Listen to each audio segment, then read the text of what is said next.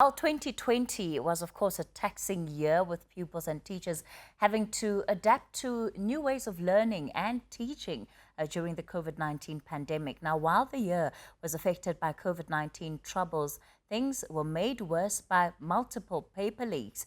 This was during the actual exams. Now, to speak to us about these results is the head of school at Wits School of Education, Professor Audrey Msimanga. Professor Msimanga, good evening, and thank you so much for your time. Of course, it might be too early to really get into the full depth of these results, but just from a cursory reading of what the minister has announced today, what are your impressions? Has the class of 2020 outdone themselves here? Good evening to you and good evening to the viewers. Thank you very much for this opportunity. First, I must congratulate the class of 2020. Well done indeed, all of you, because they have had to do this at a time that is unprecedented, at a time that all of us were not anticipating, even as we started the year 2020.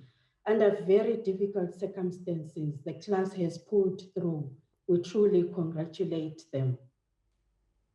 Of course, many are asking, when they look at this results is, what do the results tell us about the state of our education system and the extent to which there are either improvements or declines? Now, the COVID-19 pandemic notwithstanding, what are some of the other measures that we can look at that are indicators of whether we're going in the right direction?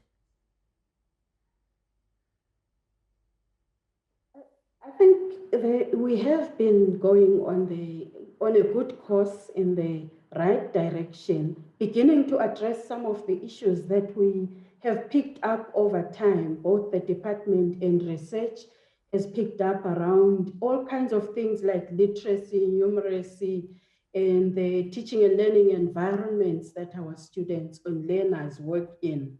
But I think 2020 is indeed an abnormal year in which, although we pick up similar patterns from the past, those patterns will be skewed in many different ways because of the circumstances under which teaching and learning happened in 2020.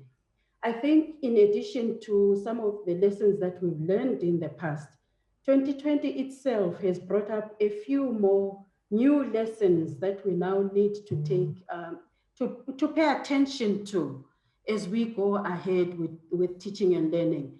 And some of them really just relate to things that we know about the differences in the circumstances that our learners have to learn and be taught. And some of that in 2020 became even more glaring in terms of the different circumstances of teaching and learning. These are not new things. We do know this, but they've just been magnified in the context of 2020. And I think the efforts that we've made in 2020 in a situation that came unexpectedly, caught us by surprise, but the departments were able to mobilize resources, mobilize manpower, human resources to address a situation that we had not anticipated. I think it shows that we have the capability to actually respond and even be proactive in terms of what we already know and what we are finding out as we go along. Are there particular aspects of these results that stand out for you that you think are more noteworthy than others? Well, I think it was expected that we would see a slight decrease by a few percentage points, mainly because of the time that was lost. But I think I am encouraged by what I see with the outcomes, the results themselves. Yes, there has been a drop, particularly in some provinces, a bigger drop than others. But I think the system has sustained itself and the learners have really done well under very difficult circumstances.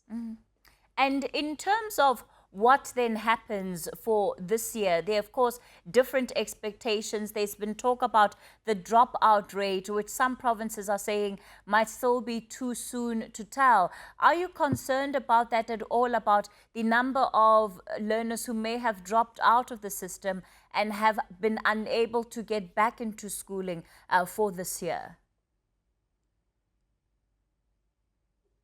Would expect that even in a normal year, there will be learners that do drop out for various circumstances and various reasons. But in a year like 2020, one would expect that there would be a little more in terms of dropout.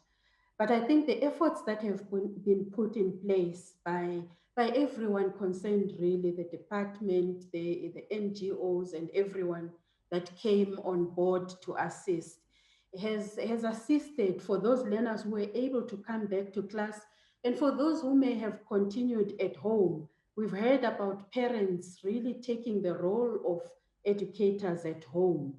So what remains is, like you say, it's too soon to know the actual numbers, but as we work through the system to know the numbers, what remains is then what kind of recovery programs we can put into place to address those learners that have remained behind because they were not able to come back and catch up like everyone else. And I think the department has already started putting some of these in place. So 2021 will be a year for moving forward for some, but also for picking up those that may have fallen off in 2020 and getting them back on board. All right, let's leave it there for tonight. Thank you for your time. That was the head of school at the Wits School of Education, Professor Audrey Msimanga.